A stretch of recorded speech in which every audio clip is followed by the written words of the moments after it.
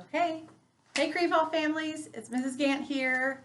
I want to talk to you about a good strategy that I use to solve word problems. It's called the cube strategy, and it is applicable to one-step word problems or multi-step word problems, so younger kids can use it and older kids can use it too. So let's look at each letter.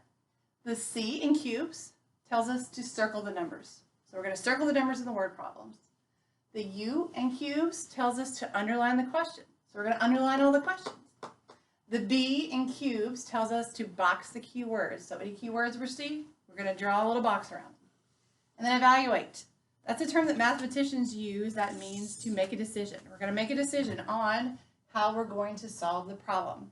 And that's our last step of the cube strategy, is to solve. So let's take a look at the word problem. Owen and Lucy had a bake sale. Owen made 8 cookies and Lucy made 6 cookies. How many cookies did they make all together? So first thing, we're going to circle the numbers. I see the number 8 and I see the number 6 that I'm going to circle. Next step, we're going to underline the question. So here's my question here. How many cookies did they make all together? And the third step is to box the keywords. I know that all together is a key word because it tells me that I'm going to put things together. I'm going to add them together.